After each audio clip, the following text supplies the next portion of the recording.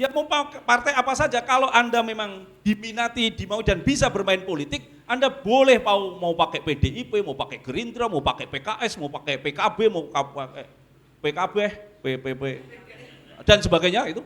Silakan saja, asal Anda mau bisa bermain. Nah, yang nguring-nguringan, wah nggak bagus.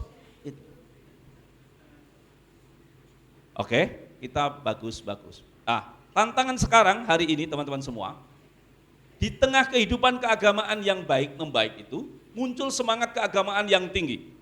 Antara lain, sekolah-sekolah berbasis agama sekarang ini begitu diminati oleh masyarakat.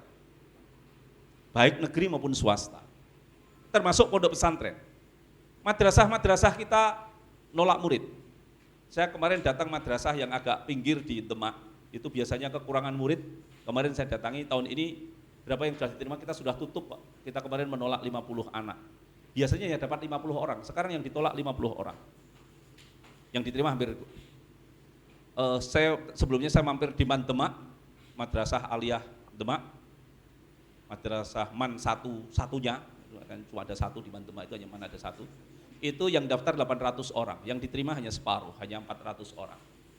Man IC Pekalongan, yang sebagian teman-teman mungkin pernah saya mendengar 2 tahun yang lalu saya declare bagaimana Man IC Pekalongan itu bisa mengalahkan Man IC Serpong. Tahun ini kita sudah bisa mengalahkan Man IC Serpong. Yang ditolak 6.904 orang. Yang diterima hanya 96 orang. Yang daftar 7.000 orang. Se-Indonesia. Sekarang yang anaknya dikirim ke pesantren, bukan saja mereka yang dulu kenal madrasah, kenal pesantren. Orang awam nggak ngerti pesantren, sekarang bangga anaknya ada di pesantren. Saking semangatnya kemudian orang-orang ini ya jadi bahan ghibah. Anak saya sekarang pas blonjo nenggone pasar, nenggone pojokan komplek itu. Sekarang anak saya sudah hafal 2 juz gitu. Ya oke lah, bagus. Saking semangatnya kemudian masuklah itu tadi, insya Allah, husnul khotimah, cusnul khotimah, lah itu saking semangatnya. Dan kemudian, jadi satu sisi orang bersemangat beragama. Yang kedua, kenapa kita sekarang perlu bicara tentang moderasi beragama? Jadi kita perlu bicara moderasi beragama karena apa yang kita hadapi sekarang berbeda dengan tantangan masa lalu.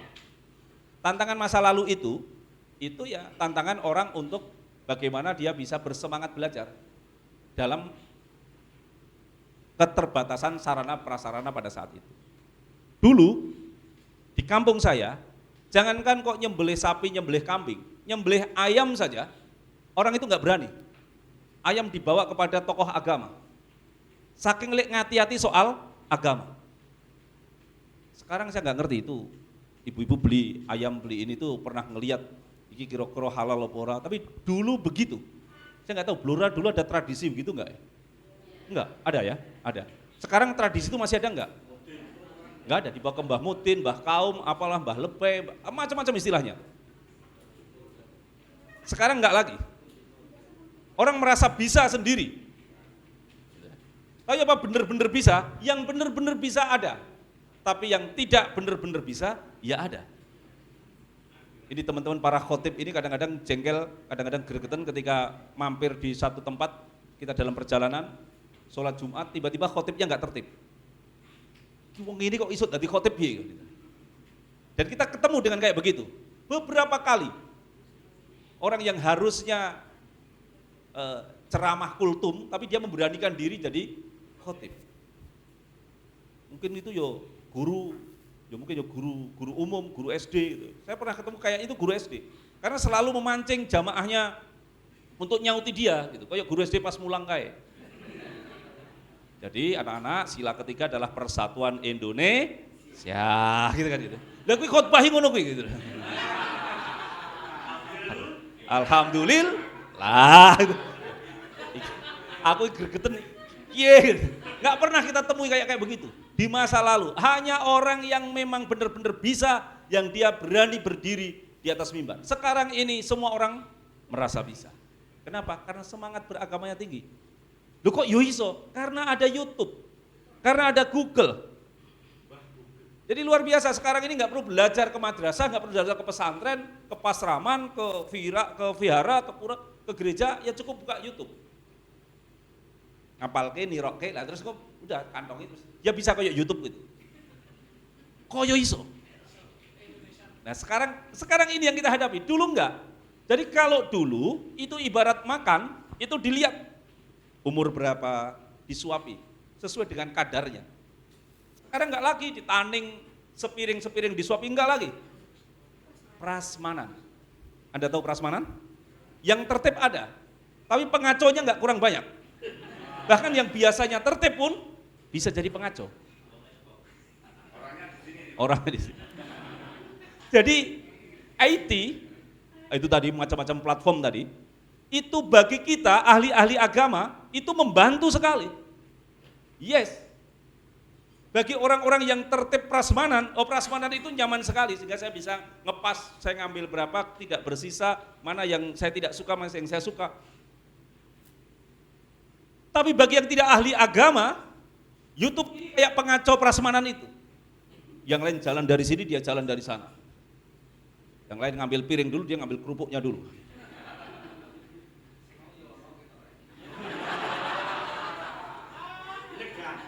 Dulu, orang itu diajari ngapalke ayat surat-surat pendek dulu. Dulu sampai dengan kita, ya kira-kira tahun 80-an, tahun 90 lah gitu. Ya tahun 80-an lah, tahun 8 sampai akhir 80-an lah. Itu semua imam masjid, imam sholat, orang-orang sing model moco koyok nggone Mekah potongan ayat begitu.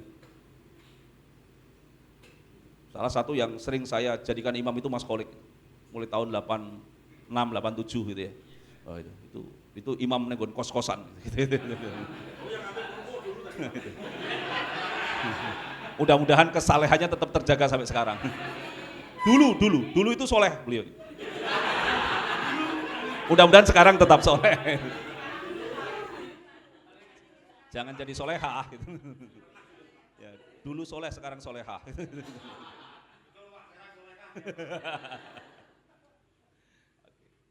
Ya ini, jadi kita diajari dulu. Apal dulu paling ora 3 kul kuwi apal sik. Baru kuwi lagi kemudian kita dikenalkan, oh ini huruf alif, ini huruf ba, dan seterusnya. Ngapalke dulu, baru kemudian diajari membaca. Dikenalkan tajwid, turutan, dan sebagainya. Itu dulu begitu. Belajar hadis dulu. Setelah itu mustalah hadisnya nanti. Anak MI, anak SD, anak SMP, MTS, belajarnya fikih. Enggak ada anak MI diajari usul fikih. Usul fikih nanti di aliyah. Begitu caranya, karena memang disuapi. Tertib, enggak ada kegaduhan. Tapi sekarang begitu ada ketersediaan sarpras, orang bisa otodidak, prasmanan itu tadi, mulai kacaulah dunia persilatan pendidikan agama. Itu yang sekarang kita hadapi. Jadi bukan soal kita mencampur adukkan. Dulu yang enggak ada moderasi juga enggak apa-apa. Dulu bukan soal itu. Dulu memang tantangannya belum datang, persoalannya belum ada. Sekarang persoalannya ada. Madrasah-madrasah tambah baik, sekolah-sekolah agama tambah baik, orang bersemangat beragama, karena orang bersemangat beragama maka dia pengen juga tahu informasi, pengetahuan tentang agama, dia dapat itu dari IT, kemudian dia praktekkan sendiri. Sebenarnya kalau kita juga memahami beragama itu harus menyeluruh, lengkap, mengakar itu sebenarnya redik. Tapi karena radikal itu sudah terlanjur dipakai untuk idiom yang kurang baik ya, mengakar. Bahasa Islamnya itu kafah. Nah di titik ini jenengan saya minta mulai mencatat pelajaran dari saya. Tapi nggak usah ditulis kalimat, buat saja gambar.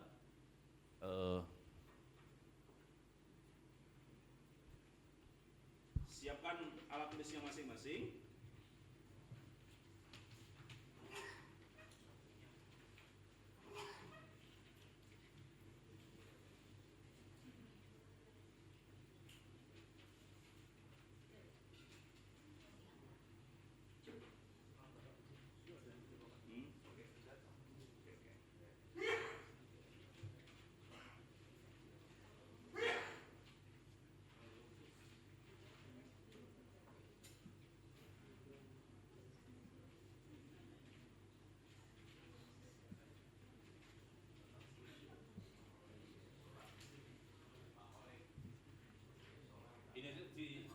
di tayangan di sini bisa.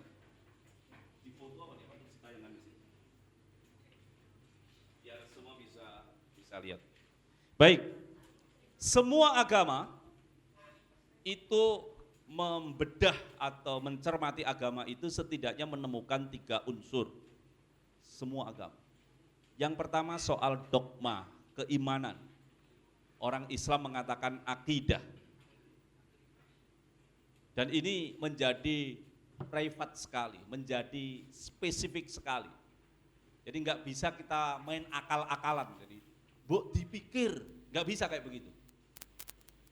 Jadi orang menerima keyakinan akidah itu ya begitu. Begitulah Tuhan mengkaruniakan, menanamkan nilai-nilai akidah itu dalam batin kesadaran manusia. Oke. Yang kedua, isi dari agama itu adalah hukum tentang apa yang diperintahkan dan apa yang dilarang. Dalam hukum kemudian ada konsekuensi. Kalau melakukan perintah maka dia mendapatkan pahala, kalau dia melakukan larangan atau melanggar larangan dia berdosa. Dalam dalam dialektikanya masing-masing. Nanti akan ada lembaga pengampunan, penghapusan, ada api pensucian, ada neraka dan sebagainya. Nanti kita akan ketemu di situ.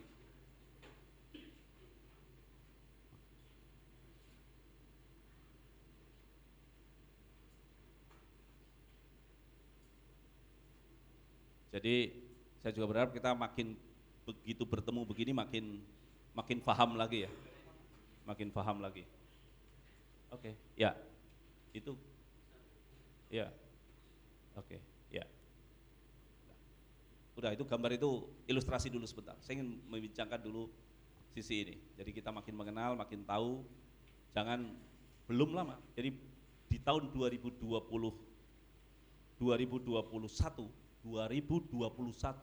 ada anggota Komisi 8 DPR itu yang kemudian mempersoalkan tentang kenapa Dirjen Kristen dan Katolik itu dipisah, padahal itu kan agama yang sama. Ternyata dia hanya taunya lebarannya apa, Natalannya sama, padahal ini 2 agama yang berbeda. Jadi ada sampai dengan tokoh tingkat nasional itu di DPR sana tahun 2021, bukan tahun 2021, 2021, berapa tahun yang lalu, masih ada yang begitu. Jadi kira-kira kalau organisasi, kalau teman-teman yang muslim, ini teman yang Katolik, ada teman yang Katolik? Oh pulang, oh ya. Yang Kristen ada ya? Yang Kristen? Oh ya, yang Kristen ada. Oke. Kalau secara organisasi, ya, kalau ini teman-teman muslim biar agak paham juga. Itu kalau secara organisasi, Katolik itu mirip Muhammadiyah. Secara organisasi, Katolik itu mirip Muhammadiyah, tertib. Dari atas sampai bawah itu tertib. Dari mulai Bustanul Atfal sampai dengan Universitas Muhammadiyahnya, mulai dari ranting itu urut tertib. Itu Katolik. Ada satu pemerintahan Roma. Cara beribadahnya sama. Kalau dari sisi organisasi berarti Kristen itu kayak NU. Riuh gak karu-karuan. Gak karu-karuan apa? Riuh banget lah ya, riuh banget. Jadi mungkin di aset NU, di aset kiai, di aset yayasan, di aset pesantren, semuanya wakai banget. Denominasi kita itu ada berapa sekarang Pak? Pokoknya 300-an ya, kira-kira 300-an. Kayak begitu. Itu untuk menggambarkan, jadi kadang-kadang di atas perintah apa, itu di bawah pelaksananya bisa beda-beda. Itu kira-kira gone NU kira-kira ngono iki kira-kira. Saya ini masih mustasar NU. Itu yang kita hadapi. Jadi untuk membayangkan dari sisi organisasi. Jadi ada semacam kerajaan-kerajaan kecil gitu. Jadi Kristen begitu. Ada semacam juga kerajaan-kerajaan kecil. Ada semacam itu. Tapi kalau dari sisi pelaksanaan agamanya, Kristen mirip dengan Muhammadiyah, lebih tertib. Jadi ya sudah dasarnya ini. Wah, ya kemudian adalah nanti ada juga pernah juga belajar tentang Protestan dan sebagainya. Itu sementara kalau Katolik itu mirip NU.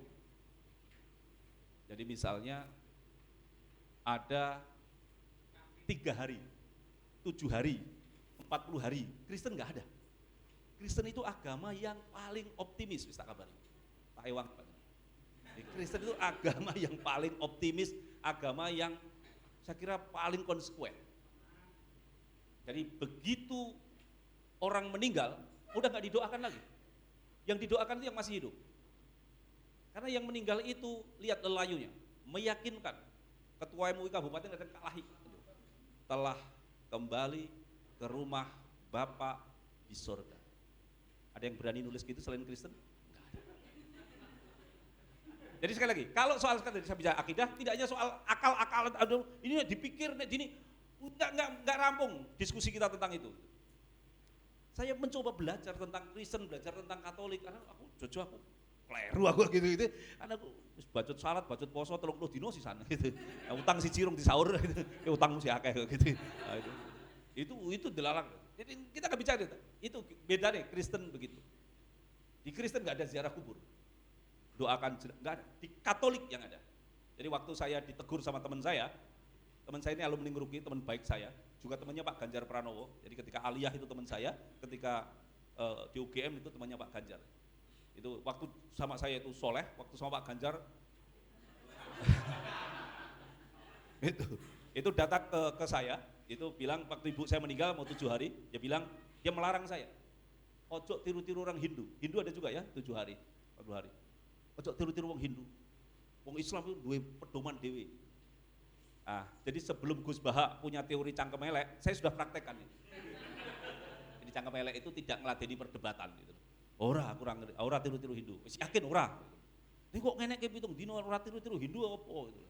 Aku tiru-tiru Katolik. Dan ketika dalil dia dalili, aku malah kalah dalil loh. Itu. Jadi gitu. Kemudian juga ada Hindu, ada Buddha dan sebagainya, ini yang ada. Dan terjadi itu, ada nanti sebutannya ada amal soleh, ada karma baik, ada dan sebagainya. Oke? Itu kemudian ada perilaku.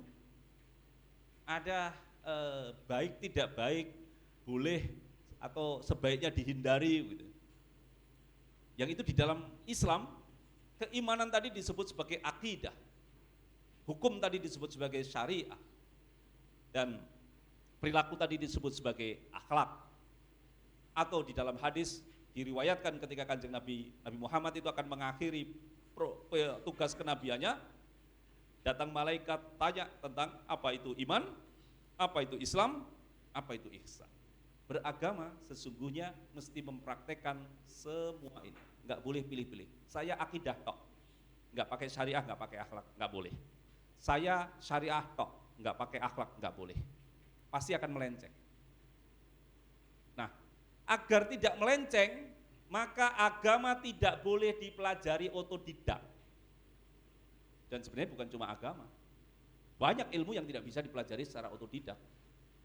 Kalau soal tutorial TikTok, tutorial YouTube tentang membedah perut ibu hamil, bukunya juga ada. Mungkin kita yang punya kemampuan intelektual yang baik, kita bisa ngapal ke buku ini. Tapi tidak serta-merta apal bukunya kemudian kita buka praktek pembedahan ibu hamil gitu. Tanpa harus kuliah di Fakultas Kedokteran. Jadi bukan berarti nek wis apal ayate, apalagi ngerti nih mung sepotong-sepotong. Pada umur berapa Anda baru tahu? Oke tadi ini bahwa Al-Qari'ah itu artinya pembaca Al-Qur'an perempuan. Anda tahu? Ini jadi gini, ada huruf ain, ada huruf hamzah gitu ya. Jadi ada doktor, jadi S3 doktor, tapi bukan doktor agama. Mbah doktor apa gitu ya. Ya itu payu, TikToknya juga laku gitu. Dia tiba-tiba menjelaskan tentang Qari'ah. Al-Qari'ah itu ada qari dan Qari'ah. Jadi Al-Qari'ah artinya astagfirullah. Kayak ngenunggu loh Pak. Dulu nggak ada, kenapa terjadi orang bersemangat tok difasilitasi oleh IT.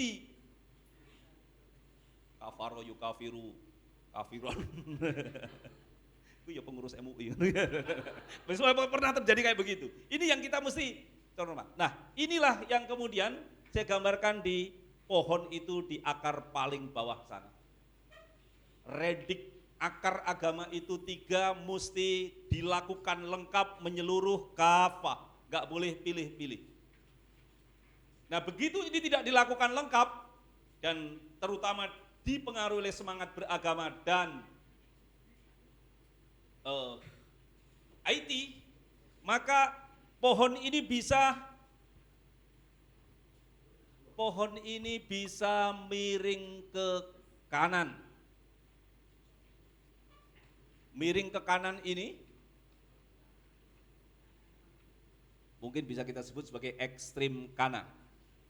Moderat, bukan modern ya, moderat, tengah-tengah, wasatiyah, wasatiyah, tengah, moderat. Ini bisa menceng ke kanan.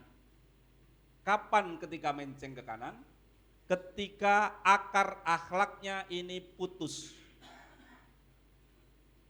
Merasa bener dewe liyane salah. Tidak ada penghormatan pada pendapat orang lain, pandangan orang lain. Pokoknya aku, kelompokku, yang lain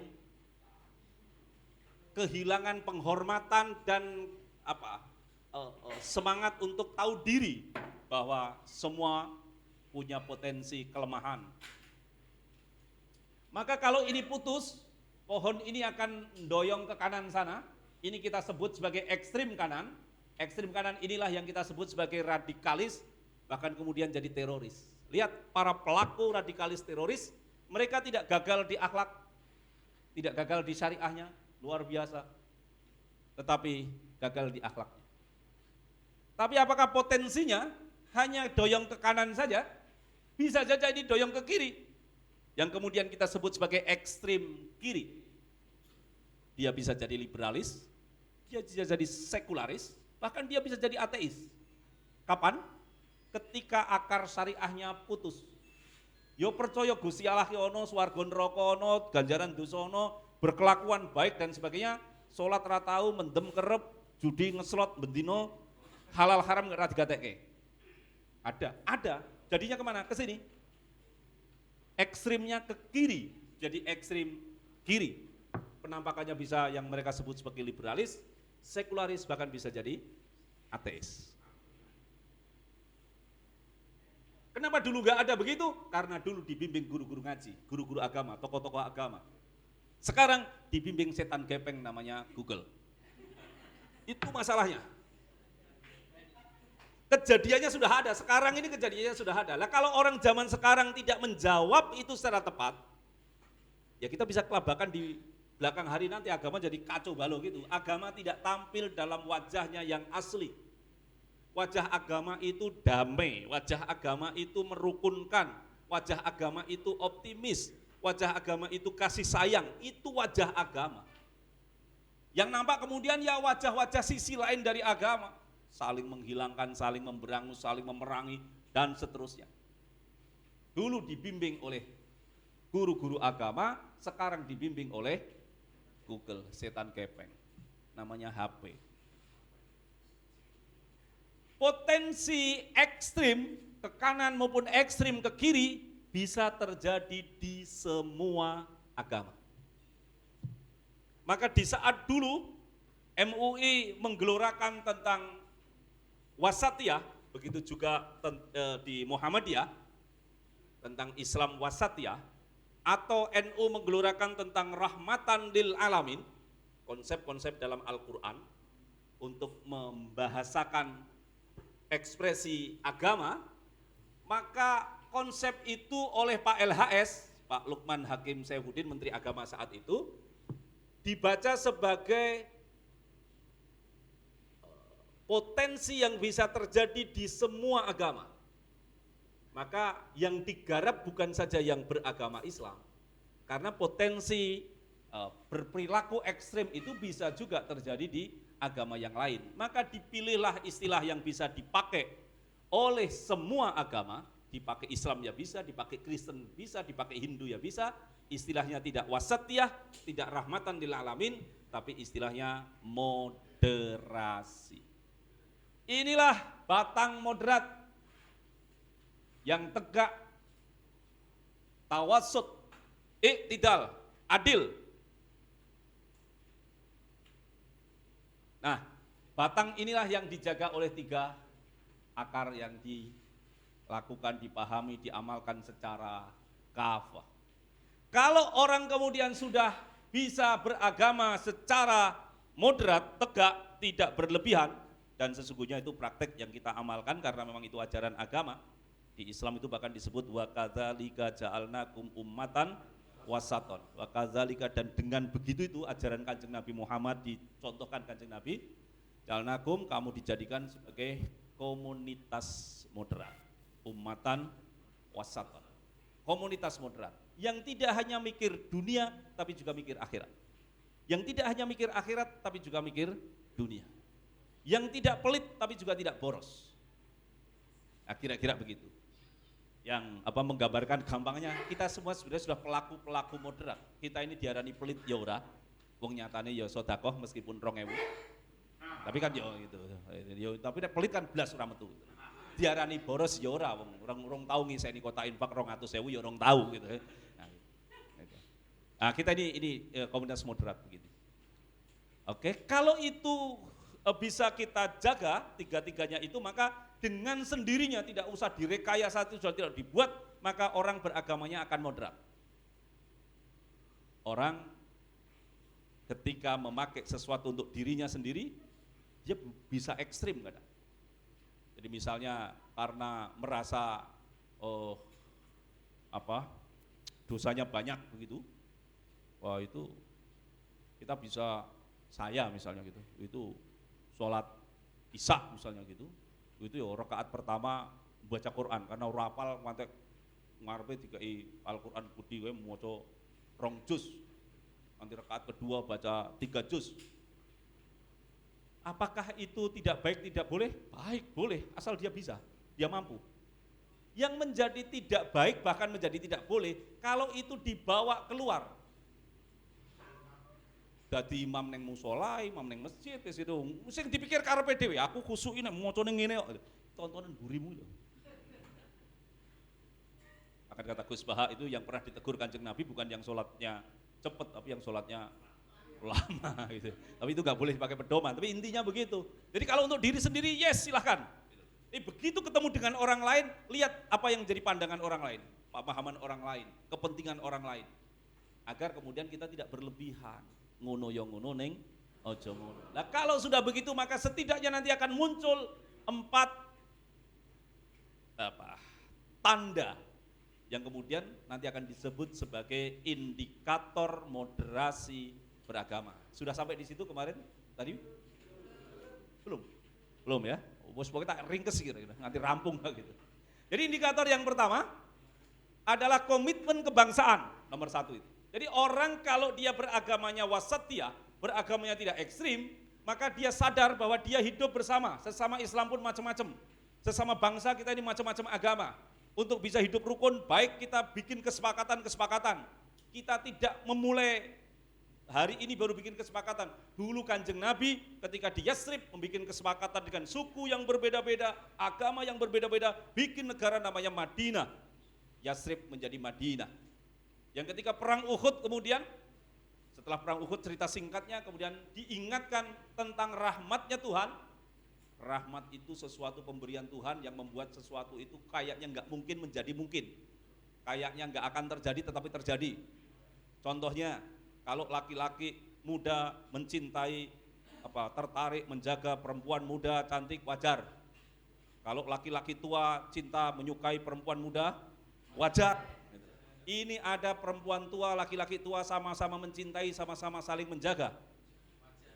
Kenapa bisa terjadi? Toh mencintai yang muda bisa.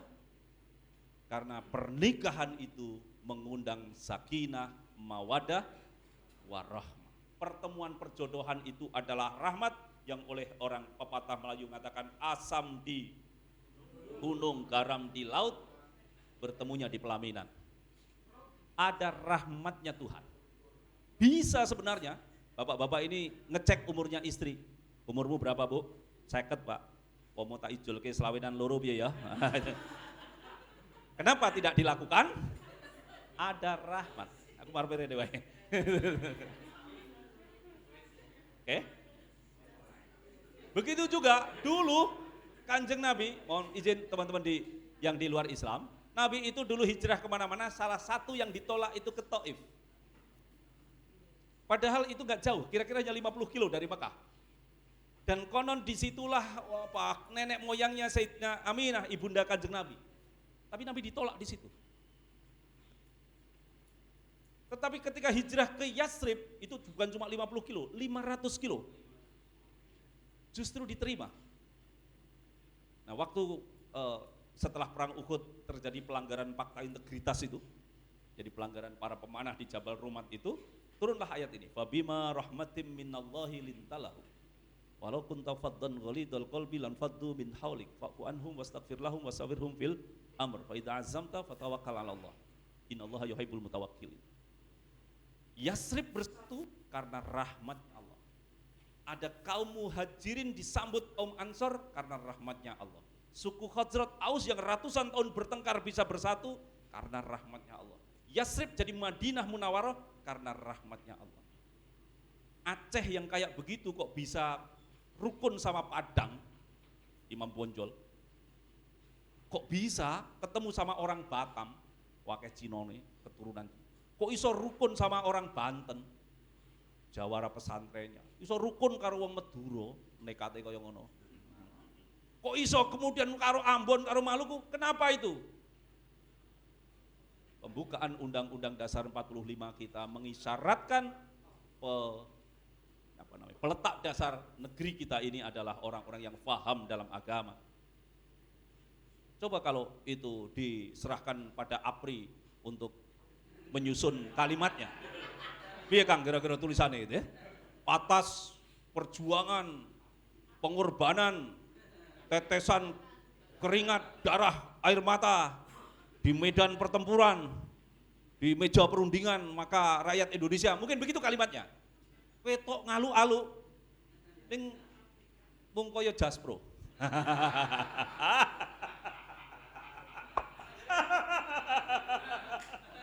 Aku angger ngering rumangsa diutang. Ketok kaya wis ono tulisane wis ono gitu. Angkane wis ono. Lah kapan Pak engko suwe. Aduh. Ya. Jadi kalimat yang ada di situ adalah atas berkat rahmat. Rahmatnya Tuhan itu menjadikan yang tidak mungkin kayaknya susah, kayak enggak terjadi, itu rahmatnya Tuhan. Bahkan di Islam itu diajarkan orang itu ada doa yang katanya doa Abu Nawas itu ya, Ilahi lastu lil firdausi ahla. Tuhan aku ini kalau dimasukkan surga nggak pantas gitu. Wong duitnya suami aja tak tilep gitu. Misalnya begitu. Oh, ini orang ngapusi bojo ora lega gitu. Wala aku alan nari jahimi. Tapi kalau dimasukkan neraka, jangankan neraka, keselomot rokok aja wis biung-biung gitu. Nggak kuat. Jadi orang masuk surga bukan karena amalnya, tapi orang masuk surga karena rahmat. Kayaknya nggak mungkin potongan kayak gini kok masuk surga. Tapi kalau Tuhan kasih rahmat, orang itu masuk surga. Kita bersyukur negeri ini didirikan oleh orang yang sejak awal itu mulai dari zaman Kebangkitan Nasional 1908 berdiri Budi Utomo. Budi Utomo itu kata penyuluh itu akhlakul karimah. Jadi Kebangkitan Nasional sampai dengan Indonesia merdeka kita ada dalam lingkup nilai-nilai agama. Apalagi kata penyuluh itu lihat itu pembukaan Undang-Undang Dasar 45 itu kayak teks khotbah. Yang terakhir nganggo ama ba'du. Coba, ya kan? Alinea keempat itu bunyi awalnya gimana? Alinea keempat? Kemudian dari bahasa Arabnya apa kemudian daripada itu? Amma ba'du. Kemudian daripada itu amma ba'du. Ya setelah kita ngomong-ngomong ini, maka amma ba'du ayuhanas ittaqullah. Nah, itu. Ya oke. Jadi satu komitmen kebangsaan. Kita bikin perjanjian, Kanjeng Nabi bikin perjanjian, kadang-kadang perjanjian ya tidak ideal, perjanjian Hudaybiyah pernah mengecewakan beberapa orang, tapi ciri orang beragama, orang bertuhan, dia memegangi perjanjiannya itu. Menjadi tidak susah bagi orang yang beragama moderat hidup dalam negara model apapun.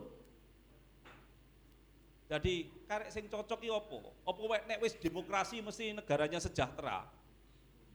Apa nek wis kerajaan mesti negaranya sejahtera? Afrika itu negaranya kerajaan banyak sekali tapi yang enggak sejahtera banyak banget.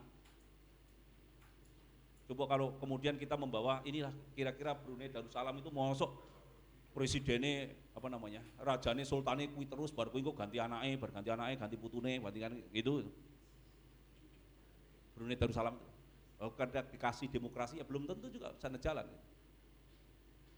Tapi kalau kita dikasih kerajaan, belum tentu kita juga jalan. Tapi Islam bisa muncul di mana-mana. Islam di Jepang bisa jalan, Islam di Korea bisa jalan, di Amerika bisa jalan. Agama di mana-mana, Kristen India nggak harus apa Hindu di Indonesia bisa jalan. Yang Katolik nggak harus ada di Italia, nggak harus ada di Brasil, dan seterusnya. Ya, satu. Yang kedua, anti kekerasan.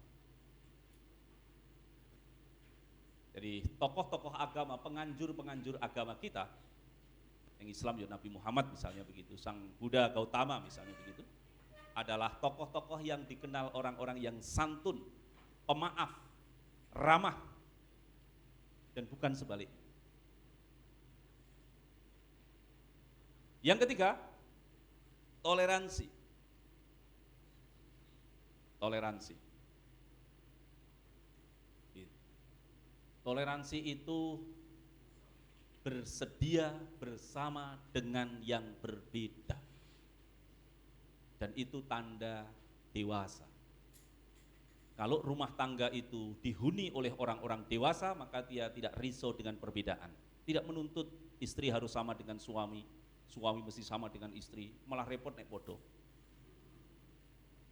Kita depan-depan karo suami atau istri, rambutnya podo, baduke podo, irunge podo, brengose podo, malah tidak indah.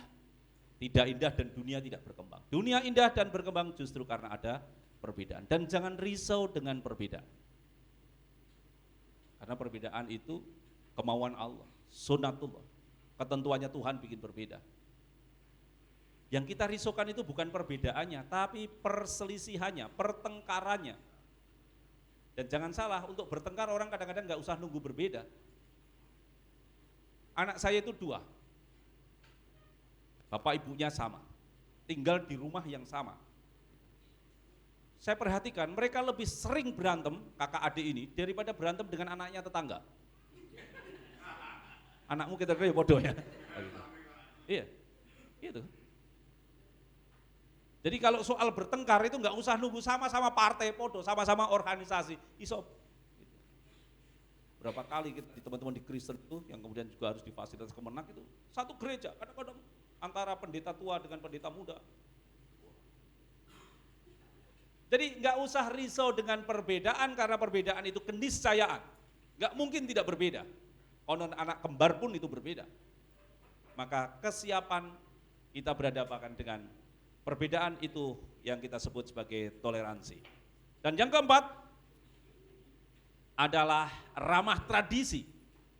Bagaimana kita bisa menangkap, bagaimana kita bisa menerima, bagaimana kita bisa mengakui, kita bisa menghormati tradisi-tradisi yang memang tumbuh berbeda-beda di negara yang tadi di awal kita bicara tentang negeri yang berbineka itu tadi. 4 indikator ini akan muncul dengan sendirinya sebagai tanda bahwa kita sudah moderat, kita tidak ekstrim. Jadi Kanjeng Nabi, saya mau izin saya contohkan Kanjeng Nabi Muhammad. Kanjeng Nabi Muhammad itu cinta tanah airnya luar biasa. Jika Kanjeng Nabi nggak pernah bikin goro-goro di kampungnya jadi kerusuhan. Menjelang ada rame-rame kerusuhan, Nabi hijrah ke Yatsrib. Begitu Nabi bisa mengalahkan orang-orang Makkah pada saat itu, Fathul Makkah, idza jaa nasrullahi wal fath, itu Makkah jadi tempat damai. Gak menjadi aneh kalau orang rela negerinya, kampungnya menjadi tempat pertumpahan darah. Gak dicontohkan oleh nabinya dicontohkan oleh pemuka-pemuka agama. Nabi Muhammad ini menerima tradisi. Dulu orang Mekah nggak kenal terbangan, tapi begitu datang disambut tola al-badru alaina min saniyatil wada, Nabi suka dengan sambutan itu. Ada orang bikin syair tentang biografi Nabi dan sebagainya, Nabi kasih hadiah orang itu dengan burdahnya Kanjeng Nabi, dan kita kenal sebagai sholawat burdah.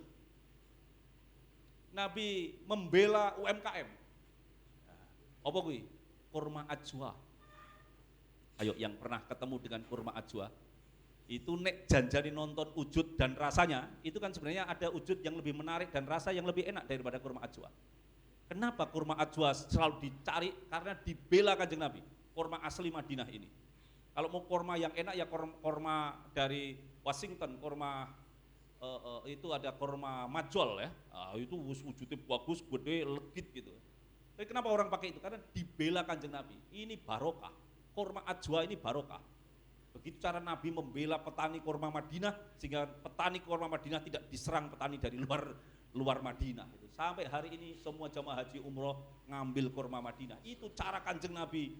Masuk kurmanya sendiri, ya enggak, itulah cara Kanjeng Nabi melindungi UMKM sebagaimana sehati self declare melindungi penjual-penjual cilok itu agar tidak diserang. Yang kita lakukan janjane wis persis. Kadang-kadang ya kita ini sok berlebihan gitu loh. Opo-opo kudu persis. Ini sholat ala Kanjeng Nabi. Apa enek sholat sing ala ora Kanjeng Nabi. Haji ala Kanjeng Nabi. Zaman haji wis Kanjeng Nabi ada di situ. Ora kabeh wong persis karo Kanjeng Nabi.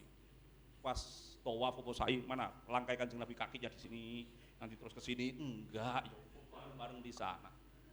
Waktu Kanjeng Nabi potong rambut gundul, apa semuanya gundul? Enggak, ada yang dipotong sedikit. Apa kemudian yang potong sedikit itu sedang menentang Kanjeng Nabi? Ya orang itu diizinkan, ya boleh kok. Seolah-olah kemudian sekarang yang gundul ini ya podo ae lah, yang penting balik neng nanti wong takwa itu neng kene gitu loh. Gitu kan. Kanjeng Nabi itu hajinya nafarnya nafar Sani tanggal 13, tapi tanggal 12 sudah ada kok yang jalan ke sana. Apa itu katakan kamu nggak taat sama Nabi? Dulu aja Nabi nggak bilang begitu kok, sekarang KBIH bilang oh nggak sesuai lagi. KBIH model apa? Ini yang ekstrim yang kayak begini nih, berlebihan. Oh, pokoknya ora nafar Sani, ora sempurna, ora afdol. Bukan Kanjeng Nabi dhisik ra ngono kok. Ini mesti ono Kanjeng Nabi. Nah sekarang itu model gaya-gayaan yang kayak begitu. Kenapa? Karena beragamanya dibimbing Google, setan gepeng itu untuk semangat tok kalau bimbingan yang tidak dari sumbernya. Baik teman-teman semua, kalau sudah 4 itu maka akan muncul rimbunan yang namanya kerukunan atau harmoni.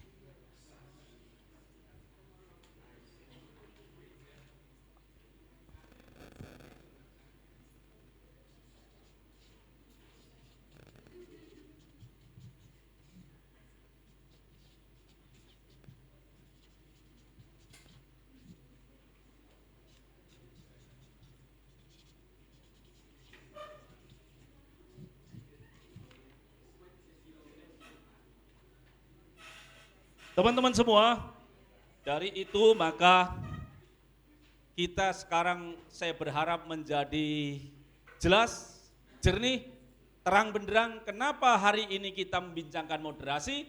Karena kita hidup sekarang ini berhadapan dengan tantangan, setidaknya tantangan itu ada 2. Keberhasilan program pembangunan yang membuat orang bersemangat beragama, dan yang kedua kemajuan IT yang kemudian menyediakan banyak informasi, pengetahuan tentang agama, tetapi yang didapat bukan ilmu, tetapi baru sebatas informasi, baru sebatas pengetahuan. Itulah kenapa kita bicara moderasi. Kenapa harus bicara moderasi? Karena potensi ekstrim tidak hanya di satu agama, Islam saja misalnya, tapi juga bisa terjadi di agama-agama yang lain. Maka kita memakai istilah moderasi. Dengan begitu, maka apa yang kita tuju bersama jadi Indonesia yang merdeka, Indonesia yang bermartabat itu benar-benar kita bisa kita wujudkan bersama dengan kita arif menerima kebinekaan, beda-beda anugerah Tuhan yang diberikan kepada kita. Dari ini maka saya berharap sudah tidak ada yang rancu apa yang dimaksud moderat, apa yang dimaksud toleran, dan apa yang dimaksud rukun. Oke? Moderat, tidak ekstrim. Toleran, enjoy dengan perbedaan. Harmoni, membangun kekuatan, saling asah, asih, asuh, saling mengisi, saling menguatkan, berorientasi kepada prestasi, kemajuan, kualitas, itu yang sedang kita lakukan. Kalau hidup beragama menjadikan kita tetap tidak rukun, tidak tentram, tidak damai, lalu apa bedanya dengan hidup tanpa agama? Kekurangannya mohon maaf. Assalamualaikum warahmatullahi wabarakatuh.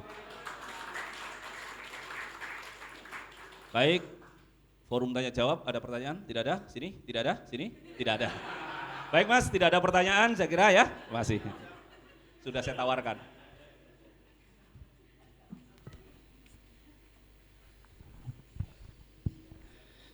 Ya Bapak Ibu, terima kasih telah tadi beliau memberikan pencerahan sangat jelas kepada kami. Dan kami tidak usah mengomentari ini karena sudah jelas nih, dari awal konsep moderasi adalah tawasud dan tengah-tengah, dan indikator sudah disampaikan sehingga akan terbentuk harmonisasi di tengah-tengah masyarakat yang bermacam-macam. Kiranya itu Bapak Ibu yang kami hormati, sebelum nanti kita tutup perlu kami sampaikan bahwa sesi akhir ini nanti untuk kita foto bersama, dan nanti untuk backgroundnya untuk Bapak Ibu maju ke depan, untuk yang laki-laki di samping kanan, yang kiri untuk ibu-ibu. Terima kasih dari kami, kurang lebihnya mohon maaf. Assalamualaikum warahmatullahi wabarakatuh.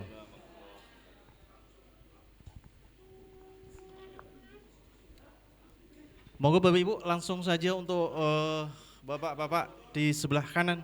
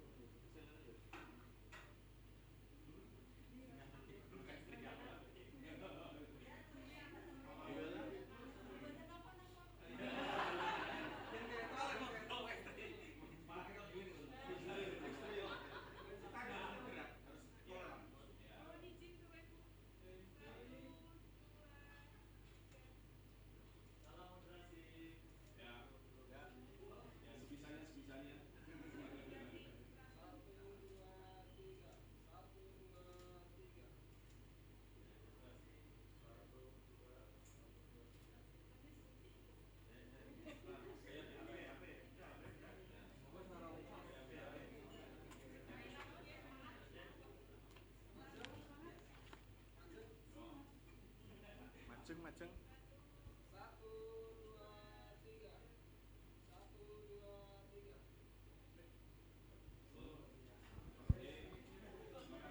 Terima kasih semuanya. Mohon maaf, izin Bapak Kepala untuk tetap di tempat Bapak Kepala, Pak Mustain.